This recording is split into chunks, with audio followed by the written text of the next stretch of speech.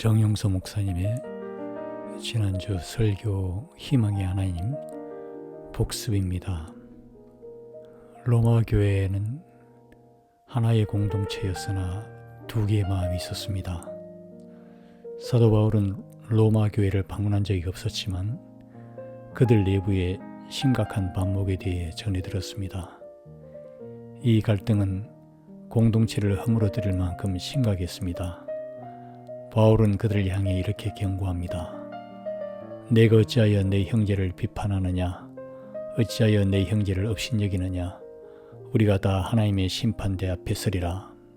갈등의 뿌리는 로마의 역사적 격변 시기에 일어났습니다.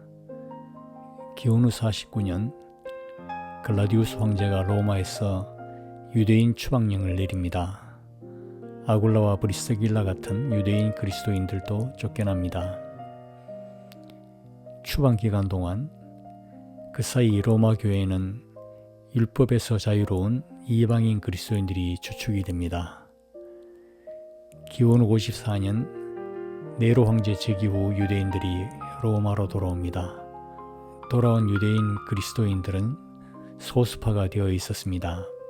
주의할 점은 교회의 주도권이 디아스포라 유대인 중심에서 이방인 중심으로 넘어가면서 신앙의 색깔과 문화적 배경의 차이가 갈등의 원인이 되었습니다. 강한 자와 연약한 자의 대립이 일어났습니다. 믿음이 연약한 자들이란 돌아온 유대인 그리스도인들이었습니다. 그들은 유대 절기를 지키고 율법에 따라 음식을 가려 먹었습니다. 정결한 음식이 있었고 부정한 음식이 리스트가 있었습니다. 아직 그리스도 안에서 완전히 자유를 누리지 못한다고 여겨졌습니다.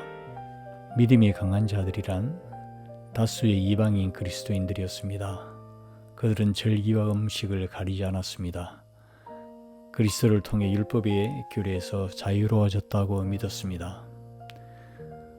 갈등은 강한 자들이 연약한 자들을 아직 멀었다 무시하고 업신여기는 문제가 갈등의 원인이 되었습니다. 이것은 다름을 견디지 못하는 마음 때문이었습니다. 사람이 모이는 곳에는 다툼이 없을 수 없습니다. 생각의 차이는 자연스러운 것입니다. 그러나 서로의 다름을 받아들이지 못하고 비판하고 무시할 때 관계는 무너집니다. 오늘날 우리가 정치, 사회, 심지어 층간소음과 같은 일상의 문제에서 매일 목격하는 모습입니다. 다양성을 인정하자는 제 태도는 본질적으로 독재입니다. 교회는 세상의 이런 모습을 극복하는 모범을 보여야 합니다. 바울의 권면은 본질이 아닌 것으로 다투지 말라는 것입니다. 바울은 고린도 교회에서도 유산 문제, 우상에게 바쳐졌던 고기에 대해 권면한 바 있습니다. 원칙은 명확했습니다. 개인의 자유보다 형제의 믿음을 세우는 것이 우선입니다. 음식으로 말미암아 하나님의 사업을 무너지게 하지 말라. 형제가 불편하게 여기면 고기도 먹지 말고 포도주도 마시지 않는 게 좋다. 내 형제를 실족하게 한다면 영원히 고기를 먹지 않겠다 라고 했습니다. 해결의 실말입니다. 인내와 위로입니다.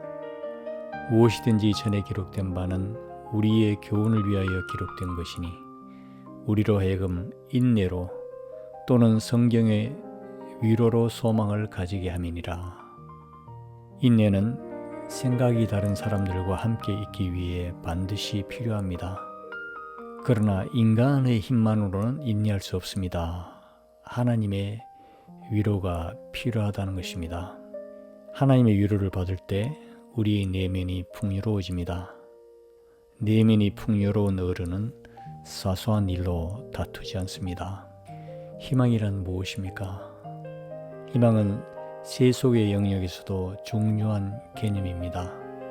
판도라의 상자에서 모든 재앙이 쏟아져 나온 후에도 마지막으로 남은 것은 희망이었습니다. 임마누엘 칸트의 철학의 근본 질문 중에 하나도 나는 무엇을 희망할 수 있는가 였습니다. 에른스트 블로우에는 그에 져서 희망의 원리에서 희망은 세계를 변화시키는 근본적인 동력이라고 주장했습니다. 희망이 있는 곳에 종교가 있습니다. 믿음과 희망의 실체는 무엇입니까? 히브리서 11장 1절은 말합니다. 믿음은 바라는 것들의 실상이요. 이 바라는 것은 희망하는 것을 의미합니다. 실상은 그리스어 히포스타시스의 번역으로 실체, 본질, 내용을 의미합니다. 희망 없이 믿음 없고 믿음 없이 희망 없습니다. 믿음은 곧 희망의 실체이며 희망은 곧 믿음의 다른 이름입니다. 희망의 하나님. 바울은 로마서 15장 13절에서 하나님을 과감하게 이렇게 부릅니다. 희망의 하나님. 우리의 희망은 막연한 기대나 개인적 야망이 아니라 하나님의 존재 자체에서 비롯됩니다. 미래가 현재를 이끌어가는 힘. 만약 30년 전에 내가 지금의 내 모습을 뚜렷하게 알았다면 어땠을까? 작은 일이 hil비하지 않고 더 풍성하게 사랑하며 살았을 것입니다. 원칙은 이렇습니다. 미래가 오늘의 나를 이끌어가는 생명의 힘이 됩니다. 그리스도인은 개인의 인생을 넘어 세상과 우주의 궁극적인 미래, 종말을 영혼의 중심에 두고 사는 사람입니다. 희망이 오늘의 삶을 변혁하는 거룩한 힘이 됩니다. 종말론적인 희망은 무엇입니까? 하나님에게서 오는 희망은 나의 장래 희망, 의사나 판사가 아니라 세상과 우주의 궁극적인 미래, 하나님의 통치가 완성되는 종말론적인 미래를 향합니다. 신학자 위르겐 몰트만은 그의 책 희망의 신학에서 십자가와 부활을 통한 이 종말론적인 희망이야말로 기독교 신앙의 중심이라고 역설했습니다. 이것은 먼 미래에 대한 막연한 기다림이 아닙니다. 희망에 이르는 길은 로마서 5장 13절은 이렇게 말씀합니다. 희망의 하나님이 믿음 안에서 모든 기쁨과 평화를 여러분에게 채워주시길 바랍니다. 이로써 여러분은 성령의 능력으로 희망을 충만하게 경험할 것입니다. 궁극적인 희망은 갑자기 생기는 것이 아니라 기쁨과 평화라는 씨앗에서 시작됩니다. 믿음으로 의롭다 하심으로 선물이 주어집니다. 기쁨과 평화입니다. 이것은 곧 종말론적 희망으로 이어집니다.